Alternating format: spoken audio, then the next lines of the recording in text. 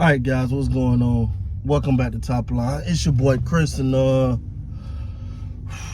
so I'm just confused. I'm just confused, man.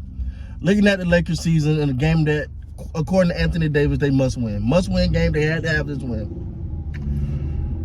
In a game that you yourself said they must have, and you come out and you get 14 points and 11 rebounds. 14 points in a must-win game. And then, towards the end, at the end of the game, in your post-game interview, you said some of the things we were doing defensively was pretty much was helping the Kings get whatever they want.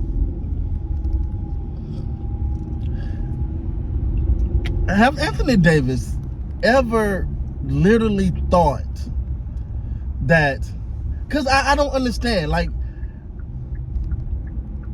if I fix my mouth to say this is a must-win game, we need this game, I'm not going to come out if I got the ability of an Anthony Davis and give you 14 points.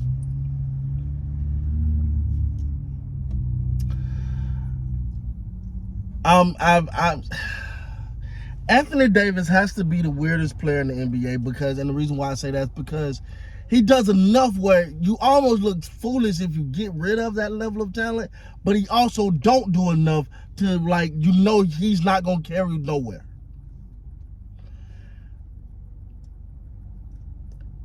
And if it's a must-win game, according to you, how in the HE double hockey sticks do you decide to give 14 points in a must-win game now?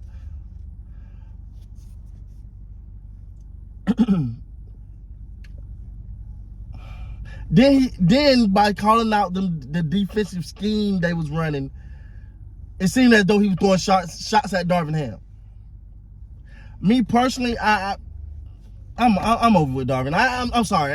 He's cool, man, but I like him. I just don't get it, bro. I don't get it. He rubbed me wrong from when he first got the job. I'm done. And because I just thought, bro, you're doing a hell of a lot of podcasts and interviews, and ain't coach yet. This is the beginning of his coaching career. And me personally, and it's just me being honest, I don't want a rookie, now second-year head coach, as the person that's supposed to lead, or as a coach on a win-now team. I don't like it. I've sat, and don't get me wrong, I don't think Darvin Ham's some horrible coach. I just think that what he needs is time to get better, learn his identity as a coach, but you're doing that with someone on your team that's in year 21, that's 38, 39 years old, that is looking to win. Now, it's just too many dynamics that just not adding up. To me, I don't get a lot of Darvin Ham rotations. He don't feel like he know what he's doing that time. He putting D-Lo in, taking D-Lo out. For one, you now, I don't know what happened to Spencer Dinwiddie. He used to be the man, and not that he was ever like some perennial all-star every year type of thing, but he was better than what he's showing. But again, that comes down to, in my opinion, your coach. This is the thing. I'm gonna say it, and y'all ain't gonna like it. When you're a coach of a LeBron James team, you got to be a leader. You have to be a leader, because I'm gonna be honest with y'all. I personally, I don't really like LeBron as a leader. I'm going to be honest, and I know some people going to eat me up in the comments. But I don't like LeBron as a leader. It's too much of somebody make a mistake in this. So when you're a coach, that's why Ty Lue worked well with LeBron. Eric Spoelstra worked well with LeBron, because they're leaders. They're leaders of their teams. On the flip side of that, if you have to literally be a leader of a LeBron team while kind of letting LeBron be LeBron. But LeBron is not the guy that, in my opinion, I could be so wrong. Yeah, he give everybody a handshake. They all chuck the deuce and kick the feet. Got it. He's going to do that part. But when it comes to actually leading the team or keeping the morale up or really coaching the guys, I don't see him as that. Watch his body demeanor when someone misses an easy shot or someone do something and they're not, like, to me, a leader is the guy that's going to say, hey, pick it up. Hey, let's go. Hey, we down right now, but we ain't out. Here's what we got to do. Hey, you do this, you do boom. This is how we get back in it. It's not, like, I'm just sorry. That's where I'm at with it. As far as Anthony Davis is a Robin. As much as I want him to be, as much as you want him to be, it just pisses me off when these games that are so-called must win. You need this one right here, buddy. We need this one, buddy. This the one we need, buddy. Nothing. You virtually a no-show. Oh, yeah, 11 rebounds. Great. Probably, well, Russell averaged 10 of those a year, too. And no dishonours. But I'm just saying, Anthony Davis is someone that is looking for an out. He's looking for an out. He's looking for a way to get out of here. I can go ahead and he's looking for a way to get out. He don't want to be the man. So as long as LeBron James is on that court, he's going to defer. He's going to try to play the backfield. He's going to try to do just enough. He's one of those weird talents because his numbers will say you'll let that guy walk out the door. No, it's like Dak Prescott.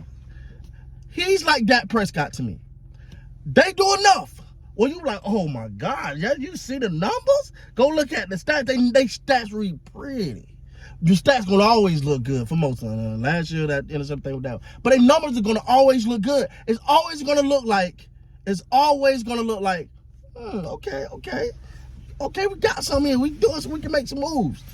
But then, when you go watch that game, the game that you need, the game you need to go, hey, win this one right here. This the one. Win this one.